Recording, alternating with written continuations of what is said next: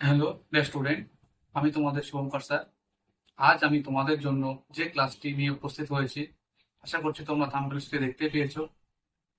তোমাদের একটি কথা বলে রাখি আগে থেকে, এর আগে এই ধরনের ক্লাস আমি অলরেডি দুটো প্রোভাইড করে রেখেছি, তা হলো ডেমনস্ট্রেশন টপিক। এবার আমাদের যে বিষয় তোমরা জানো, ইতিহাস বিষয়, এবং ইতিহাস বিষয়ের উপরে যে প্রাচীন ভারত, মধ্যযুগে ভারত, আধুনিক যুগে ভারত এবং আধুনিক ইউরোপের ইতিহাস, এই যে চারটি অধ্যায় আমি বলবো, প্রত্যেকে তোমার চারটি জায়গা থেকে আহ, কি করবে, একটি একটি করে টপিক করে সেই টপিক অনুযায়ী তোমরা স্টাডি তৈরি করবে। এবং সেই যে টপিকটি নিবে সেই টপিকের উপরে যাবতীয় যে সোর্স আছে, তোমরা সেই সোর্স বিভিন্ন জায়গা থেকে কালেক্ট করবে। তো আমি এর ওপরে দুটি ক্লাস অলরেডি দিয়ে রেখেছি। আমি তোমাদের সুবিধার্থে কি করবো, ডেমনস্ট্রেশন টপিক বলে যে ক্লাসগুলো আগে দিয়েছিলাম সেগুলো একত্রে একটি প্লেলিস্ট করে দেবো। তোমরা ওই দুটি ক্লাস প্লেলিস্ট থেকে খুঁজে বার করে দেখে নেবে, ঠিক আছে?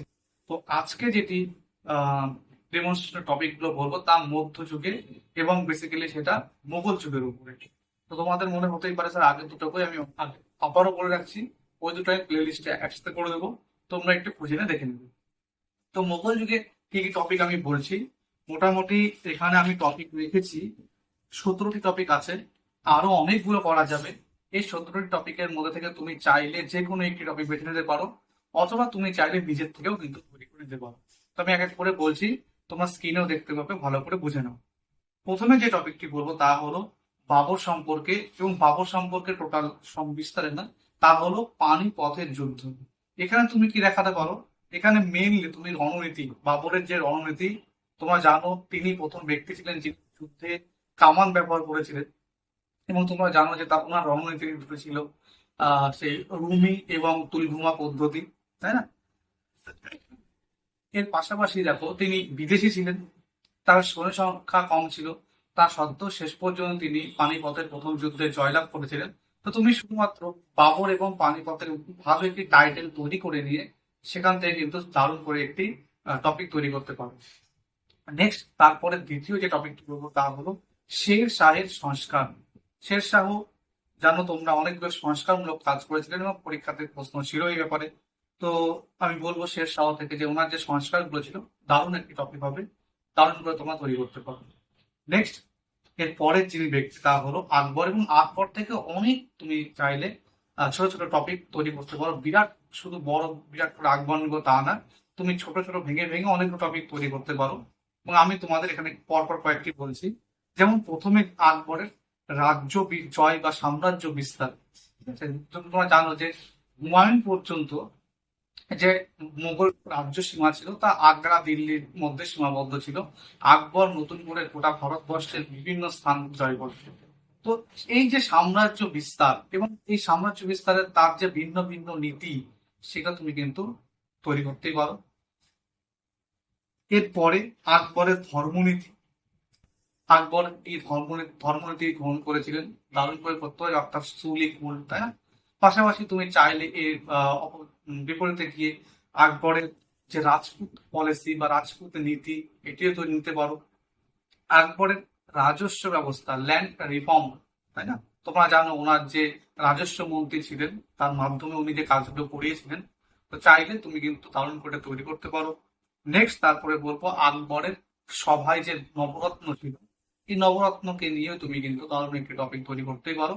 কিন্তু নবরত্ন কি হবে, তোমার 9 জনকেই বলতে হবে এবং ওনাদের প্রত্যেকের আলাদা আলাদা যে পারফর্মস ছিল, স্পেশালিস্ট ছিল, তাদের সম্পর্কে আবার জানতে হবে। তো এটি একটু বড় হয়ে যেতে পারে, আদার্স যে যা যা বললাম ট্রাইলে করতে পারো।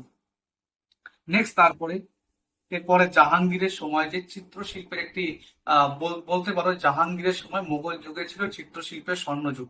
তো এটি তোমরা নিতে পারো, জাহাঙ্গীরের সময় চিত্রশিল্পের উন্নতি। সেম একইভাবে শাহজাহানের সময় যেমন তোমার যেন স্থাপত্য শিল্পের উন্নতি হয়েছিল, কোন নতুন স্টাইল ডিজাইন বা তোমার যেন পাথরের ব্যবহার, আগে লাল পাথরের ব্যবহার হতো, পরবর্তীকালে সাদা পাথর ব্যবহার হতো, যার প্রকৃষ্ট উদাহরণ তাজমহল, সেখানে পিয়েত্রাদুরার ব্যবহার হতো, তাই না? এই জিনিসগুলো তোমরা কিন্তু ধরতে পারো তোমাদের টপিকের উপরে। তারপরে এরপর ঔরঙ্গজেব, এবং ঔরঙ্গজেব থেকে তোমরা যে টপিকগুলো নিতে পারো, আমি দুটো বলছি এখানে।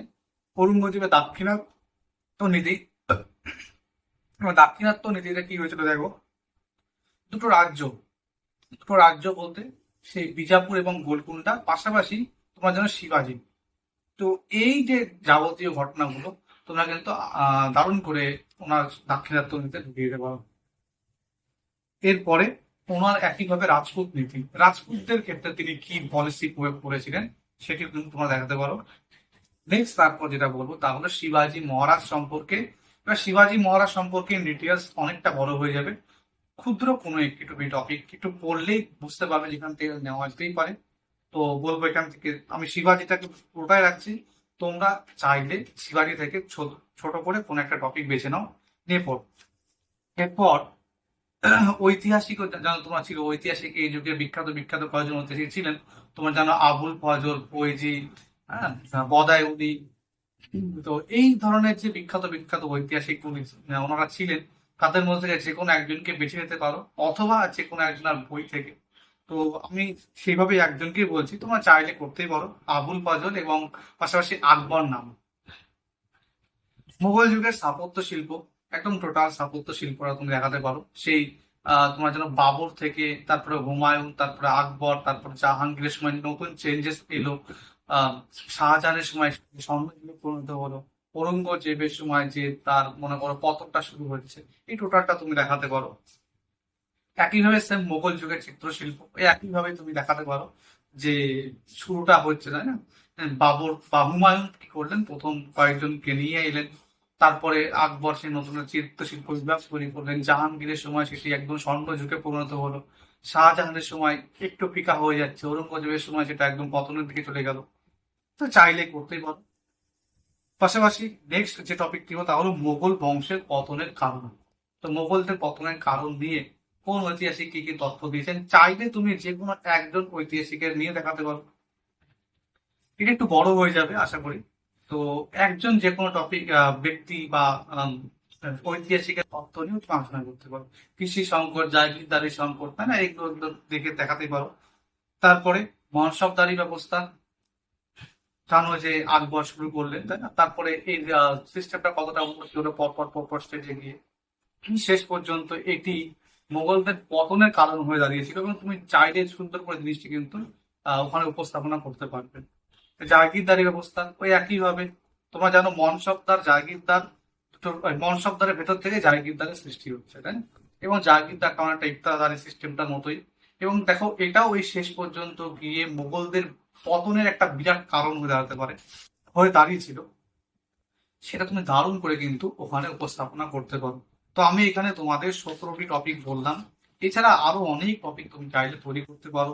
তোমরা জানো যে নূরজাহান বলে একজন ছিলেন, জাহাঙ্গীরের স্ত্রী, নূরজাহান জুনতা তৈরি হয়েছিল, তাই না? তো ওই একটা টপিক কিন্তু তুমি আলোচনা করতে পারো। শাহজাহান থেকে ধরুন শাহজাহানের সময় যে 3টি অভিযান হয়েছিল কান্দাহারে, তাই না? তোমরা জানো যে আমি তোমাদের বলেছিলাম যে ফাইনালি কান্দাহার কিন্তু শাহজাহানের সময় বেরিয়ে যাবে, এটা নিয়ে অনেকেই আবার অন্যরকম কমেন্ট করতে পারো, যাই হোক।